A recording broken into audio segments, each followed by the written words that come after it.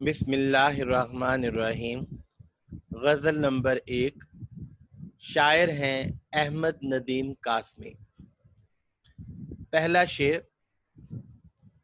کچھ غلط بھی تو نہیں تھا میرا تنہا ہونا، آتش و آب کا ممکن نہیں یکجا ہونا۔ اس شعر میں صنعت تضاد کا استعمال ہے۔ آتش اور آب یہ الفاظ متضاد ہیں۔ اگر کسی شعر میں الفاظ متضاد آ جائیں تو وہ شعر صنعت تضاد کا ہوتا ہے۔ مفہوم: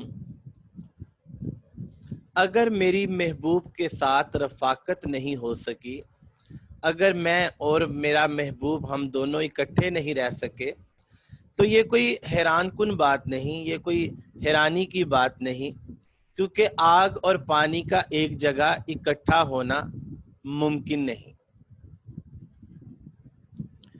محبوب میں آگ جیسی صفات پائی جاتی ہیں۔ محبوب گرم مزاج ہے، آگ بگولا ہوتا ہے، غصے سے بات کرتا ہے۔ ذرا لہجے پہ اپنے برف رکھیے، ذرا لہجے پہ اپنے برف رکھیے کہ یہ آتش فشاں سا ہو گیا ہے، کہ یہ آتش فشاں سا ہو گیا ہے۔ پھر محبوب میں غرور پایا جاتا ہے، اسے اپنے حسن پہ، اپنی خوبصورتی پہ غرور ہے، ناز ہے۔ جب آگ جلائی جاتی ہے تو آگ اوپر کو اٹھتی ہے، محبوب جو ہے وہ بھی سر اٹھا کے چلتا ہے، تو محبوب جو ہے اس میں آگ جیسی صفات پائی جاتی ہیں۔ عاشق میں پانی جیسی صفات پائی جاتی ہیں۔ عاشق میں عاجزی ہے۔ عاجزی، اگر ہم پانی کو دیکھیں تو پانی جو ہے وہ زمین کے ساتھ لگ لگ کے بہتا ہے، تو عاشق میں بھی پانی جیسی صفات ہیں، وہ ڈاؤن ٹو ارتھ ہے، اس میں عاجزی ہے۔ اور عاشق جو ہے وہ آنسو بہاتا ہے۔ جب سے اس نے عشق کیا ہے اس کا زیادہ تر وقت جو ہے وہ رونے دھونے میں گزرتا ہے۔ میر کہتے ہیں اجزاء بدن کے جتنے تھے پانی ہو بہہ گئے، اجزاء بدن کے جتنے تھے پانی ہو بہہ گئے، آخر گداز عشق نے ہم کو بہا دیا، آخر گداز عشق نے ہم کو بہا دیا۔ تو عاشق میں پانی جیسی صفات پائی جاتی ہیں۔ عزیز طلبہ، ایسا بھی ہو سکتا ہے کہ عاشق میں آگ جیسی صفات ہوں، جیسے عاشق جو ہے اس کا دل جلا ہوا ہے، اس کا جگر سوختہ ہے، تو عاشق جو ہے وہ سر سے پاؤں تک عشق میں سلگ رہا ہے۔ شعر کہتے رہے سلگتے رہے، شعر کہتے رہے سلگتے رہے، غم کی دنیا سے راستہ رکھا، غم کی دنیا سے رابطہ رکھا۔ شعر کہتے رہے سلگتے رہے، غم کی دنیا سے رابطہ رکھا۔ تو عاشق میں آگ جیسی صفات بھی ہو سکتی ہیں، اور جو محبوب ہے اس میں پانی جیسی صفات بھی ہو سکتی ہیں، کیونکہ محبوب ہی ہے جو عاشق کی عشق کی آگ کو بجھا سکتا ہے۔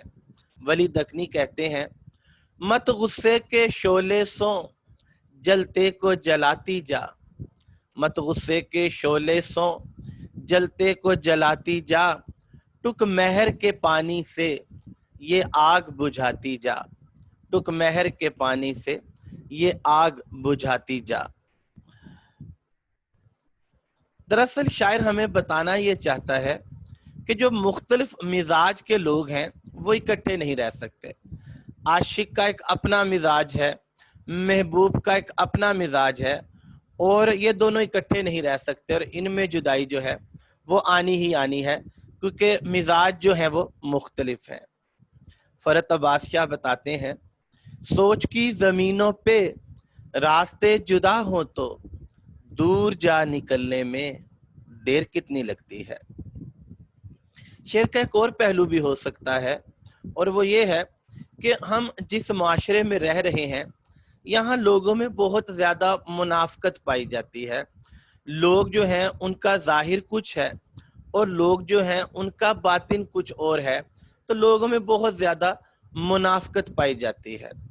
اس دور کے انسان کا چہرہ نہیں ملتا، اس دور کے انسان کا چہرہ نہیں ملتا، میں کب سے نقابوں کی تہیں کھول رہا ہوں، میں کب سے نقابوں کی تہیں کھول رہا ہوں۔ پھر اس دور کے انسان میں بے حسی پائی جاتی ہے، ان کے اندر سے احساس اور مروت کے جو جذبات ہیں وہ کچلے جا چکے ہیں۔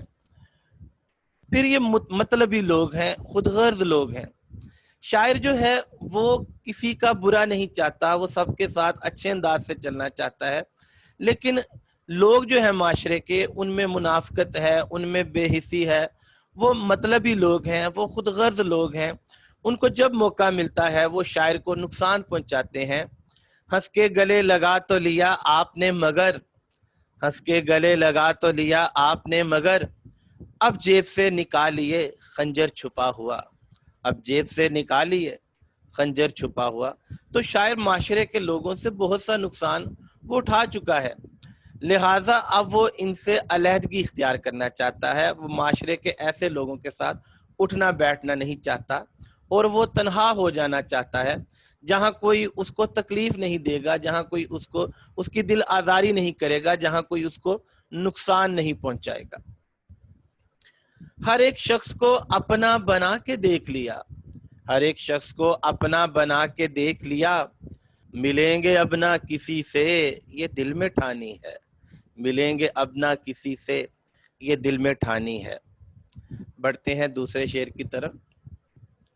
ایک نعمت بھی یہی، ایک قیامت بھی یہی، روح کا جاگنا اور آنکھ کا بینا ہونا۔ مفہوم: روح کا جاگنا اور دل کی آنکھ سے دکھائی دینا ایک نعمت بھی ہے اور ایک تکلیف دہ عمل بھی۔ اس شعر میں صنعت لف و نشر کا استعمال ہوا ہے۔ صنعت لف و نشر کیا ہے؟ علامہ اقبال کے ایک شعر پہ غور کرتے ہیں۔ تیرے آزاد بندوں کی نہ یہ دنیا نہ وہ دنیا، یہاں مرنے کی پابندی وہاں جینے کی پابندی۔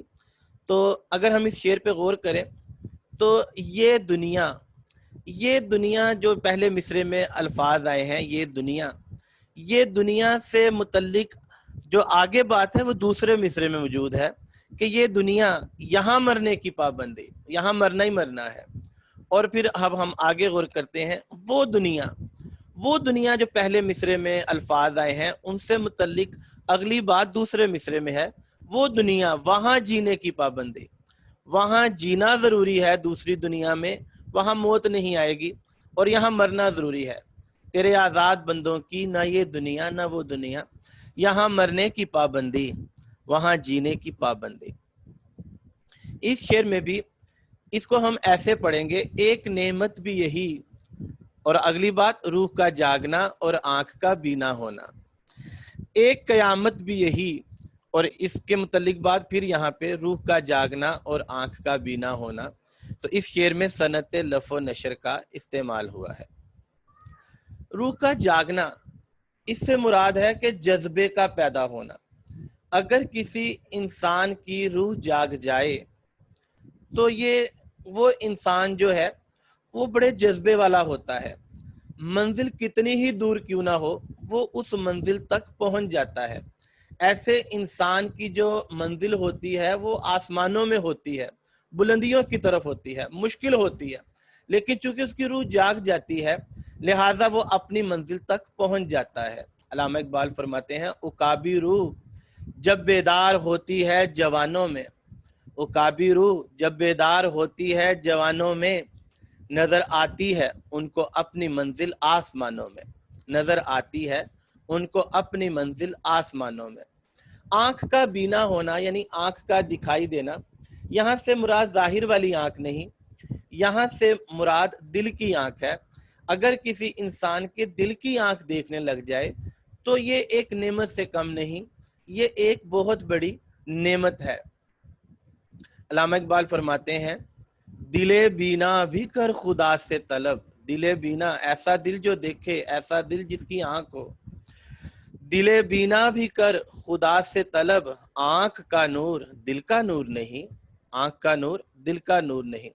تو شاعر ہمیں بتانا چاہتے ہیں اگر کسی کی روح جاگ جائے یا کسی کے دل کی آنکھ دیکھنے لگ جائے تو یہ اللہ کی نعمت ہے، یہ اللہ کا کرم ہے، یہ اللہ کی مہربانی ہے، یہ اللہ کی عطا ہے، کیونکہ ایسا شخص نیک ہوتا ہے، ایسا شخص جو ہے اس کے مقاصد بلند ہوتے ہیں اور ایسا شخص اپنے مقاصد کو پا بھی لیتا ہے، لہٰذا یہ اللہ کا کرم ہے۔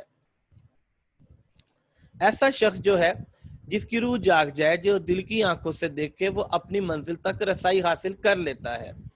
ایسا شخص جس کی روح جاگ جائے، جس کی دل کی آنکھیں دیکھنے لگ جائیں، وہ کھرے اور کھوٹے میں فرق کر لیتا ہے، وہ معاملات کی انتہائی گہرائی میں جا کے اس کی حقیقت کو پہچان لیتا ہے۔ لہٰذا ایسے شخص پر اللہ کا کرم ہوتا ہے جو یہ پہچان لیتا ہے کہ غلط کیا ہے، درست کیا ہے، اور وہ معاملے اور حقیقت کی تہہ تک پہنچ جاتا ہے۔ تو یہ اللہ تعالیٰ کی مہربانی ہے، اور پھر اس کو خدا کی معرفت ہو جاتی ہے، کیونکہ اللہ جو ہے اس کو ظاہر کی آنکھ سے نہیں دیکھا جا سکتا، اس کو دل کی آنکھوں سے دیکھا جا سکتا ہے۔